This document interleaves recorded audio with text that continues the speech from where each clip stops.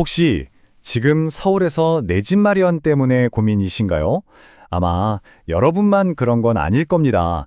지금 서울에서는요, 정말 감당하기 힘든 임대료 때문에 차라리 집을 사버리는 아주 놀라운 현상이 일어나고 있거든요.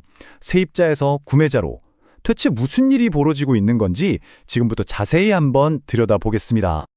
서울에서 집 구하기, 정말 하늘의 별 따기가 되어가고 있는 걸까요? 지금 집을 알아보고 계신 분들이라면 이 질문이 정말 남의 일 같지 않으실 거예요.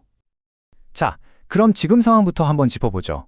서울살이가 점점 더 팍팍해지고 있는데요. 그 중심에는 바로 이 임대료 문제가 있습니다. 정말 감당하기 힘든 무게가 되고 있죠. 이 숫자를 한번 보세요. 44주. 이게 무슨 뜻이냐면요. 서울 아파트 전셋값이 무려 44주 동안 단 한 주도 쉬지 않고 계속 올랐다는 거예요. 거의 1년 내내요. 매주 오르는 전셋값을 보면서 세입자들은 정말 피가 말랐을 겁니다. 그럼 전세 매물은 좀 있나 싶어서 이 전세 수급 지수를 보면요. 상황이 더 심각합니다. 이게 100이 딱 수요와 공급이 맞는 균형점인데 숫자가 높을수록 집은 없고 구하는 사람만 많다는 뜻이거든요. 근데 보세요. 서울 평균이 벌써 104.4, 특히 동부권은 106에 달해요. 한마디로 전세 매물은 씨가 마르는데 찾는 사람만 줄을 서는 심각한 공급 부족 상태인 거죠. 아니 근데 왜 이렇게까지 된 걸까요? 갑자기 왜 전세 대란이 일어난 걸까요? 이 현상을 만든 몇 가지 중요한 원인들을 하나씩 파헤쳐 보겠습니다. 모든 일에는 시작이 있죠. 이번 문제의 시작점은 15-15 부동산 대책이었어요. 사실 의도는 좋았어요.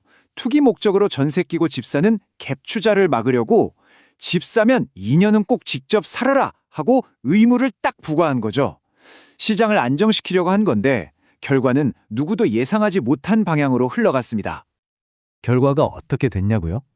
완전히 반대로 가버렸죠. 집주인들이 나 2년 살아야 되네? 하면서 전세를 내놓는 대신 그냥 자기가 들어와서 살기 시작한 거예요. 그러니 당연히 시장에 나오는 전세 매물은 확 줄어들 수밖에요. 결국 투기 수요를 잡으려던 정책이 진짜 집이 필요한 세입자들의 발목을 잡는 나비 효과를 낳은 셈입니다. 근데 여기서 끝이 아니었어요. 엎친 데 덮친 격으로 대출의 문턱까지 높아졌습니다. 바로 이 DSR 규제 때문인데요. 원래는 집 살 때만 까다롭게 보던 걸 이제는 전세자금 대출까지 포함시켜버린 거예요. 쉽게 말해서 이제 내 연봉에 딱 맞춰서만 돈을 빌릴 수 있게 되니까 세입자들 입장에서는 자금줄이 꽉 막혀버린 거죠. 자, 한번 정리해볼까요? 전세 매물은 사라지고 대출은 막혔어요. 이런 극한의 압박 속에서 젊은 층들이 정말 놀라운 선택을 하기 시작합니다. 바로 매수 유턴. 아예 임대 시작을 떠나서 집을 사버리는 거죠. 젊은 세대들 사이에서 이런 생각이 퍼지기 시작한 거예요. 이럴 바엔 그냥 사고 만다. 어차피 매달 나가는 돈인데 남 좋은 일 시키는 월세 말고 차라리 내 집 대출이자를 내면서 내 자산을 만들겠다. 뭐 이런 거죠. 정말 절박하면서도 어떻게 보면 아주 합리적인 선택입니다. 이건 그냥 느낌이 아니에요. 실제 데이터가 딱 보여줍니다. 그럼 이분들 다 어디로 갔을까요? 바로 여기 노원구, 강서구, 동대문구 같은 곳들입니다. 딱 보면 공통점이 있죠. 맞아요. 상대적으로 집값이 좀 저렴한 중저가 아파트가 많은 서울 외곽 지역들이에요. 전세난에 지친 젊은 세대가 영끌해서라도 들어갈 수 있는 어떻게 보면 마지막 보루 같은 곳으로 몰리고 있는 겁니다. 자, 그렇다면 이런 새로운 움직임이 전체 부동산 시장에는 과연 어떤 의미가 있을까요? 전문가들은 이 현상을 어떻게 보고 있는지 한번 들어보시죠.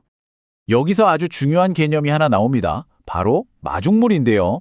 옛날에 펌프질 할 때 물 안 나오면 물 한 바가지 부어서 끌어올리잖아요. 바로 그 물이에요. 경제에서는 침체된 시장을 다시 살리는 어떤 계기나 신호탄 같은 걸 의미하죠.